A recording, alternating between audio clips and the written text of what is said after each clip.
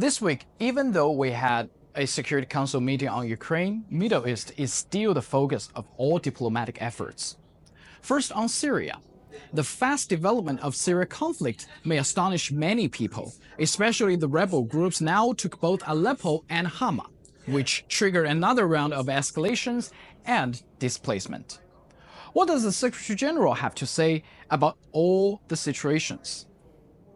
After 14 years of conflict, it is high time for all parties to engage seriously with Geir Pedersen, my special envoy for Syria, to finally chart a new, inclusive and comprehensive approach to resolving this crisis in line with Security Council Resolution 2254. It's time for serious dialogue. Security Council had two meetings this week on Syria. The first one was quite dramatic. In the beginning of the meeting, due to U.S. President of the Council inviting the controversial group White Helmets to brief, Russia asked for a vote. В нарушение сложившейся практики, без всяких консультаций с теми делегациями, которые запросили заседание, самовольно добавив дополнительного докладчика, представителя одиозной НПО «Белые каски». Белокасочники, как известно, были неоднократно замараны в масштабных фальсификациях, нацеленных на очернение сирийских властей. Then, as the meeting went on, though many agreed it's time for de-escalation, the approach was quite different. For Russia, it accused US and allies of whitewashing Hayat Tahrir al-Sham, or HTS, the terrorist organization that started this round of conflict. При этом они не стесняются попытаться обелять ХТШ, представляя терророрганизацию в качестве якобы умеренной сирийской оппозиции. Свою так называемую умеренность ХТШ только что продемонстрировал.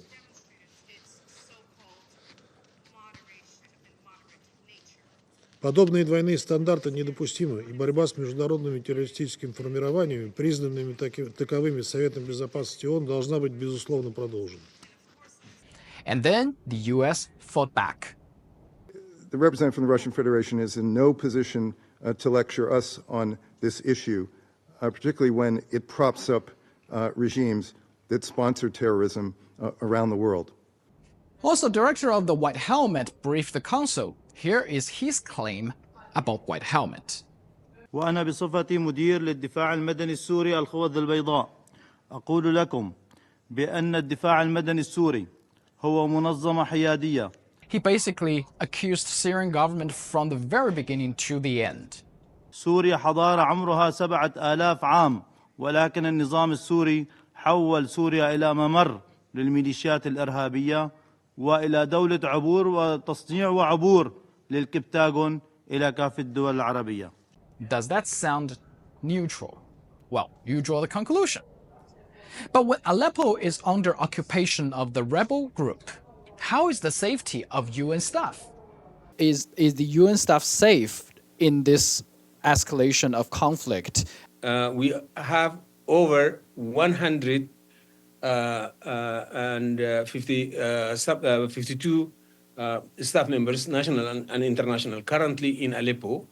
The first contact that the Hayat Tahrir al-Sham or HTS made with our staff there was to assure them of their safety. Some of them still don't feel safe. We are organizing a relocation for them, but we made it clear to everyone that we will maintain our capacity there by deploying people who can work in this kind of environment, and together with our colleagues who operate on cross-border, we will try to maximize the ability to reach as many affected people as possible. Since the biggest faction of the rebel is now a terrorist group, how does the UN deal with them for humanitarian work? Hayat Tahrir al-Sham, if I remember correctly, it's on the consolidated list of the Security Council, which means it's a terrorist group. That is correct. Can UN staff even work with the terrorist group? We obviously, as in all over the world, have to have operational contact with people who control a certain territory or a certain area for the benefit of the people, right, to deliver humanitarian aid, and we continue to do that wherever we need to be. Also this week, the General Assembly resumed its 10th ESS Emergency Special Session on Palestine question. Here is what both ambassadors of Palestine and Israel have to say. The images of our children burning in tents with no food in their bellies and no hopes and no horizon for the future, and after having endured pain and loss for more than a year, should haunt the conscience of the world and prompt action to end this nightmare and stop it from happening. Never again for our people or any other people. Never again. But if you truly want peace, it begins with dismantling this infrastructure of hate and the glorification of terror. Stop rewarding murder. Dismantle UNRWA. Hold the Palestinian leadership accountable. 77 years is long enough. It is time for the UN and its members to wake up, stop being collaborators in violence, and start being partners in peace. The ESS will resume on next Wednesday. It is believed that there are multiple draft resolutions, and there will be vote on at least one of them, and we will watch closely.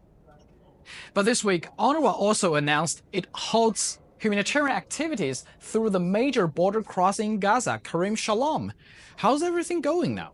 So it's due to the security concerns from both the criminal gangs as well as Israel. It's definitely due to the security concerns, to or shall we say the insecurity that exists around that area. Any other border crossings? I mean, there are still a bunch of population inside that needs humanitarian deliveries. The insecurity, the challenges, the fact there's a conflict going on is all over the Gaza Strip, not to mention the access restrictions to the north imposed by the IDF. So the challenges are many and they're numerous. One last thing.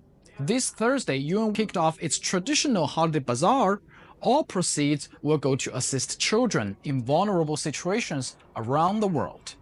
Let us hope this could help a little for those who are in conflicts. And that's all from me.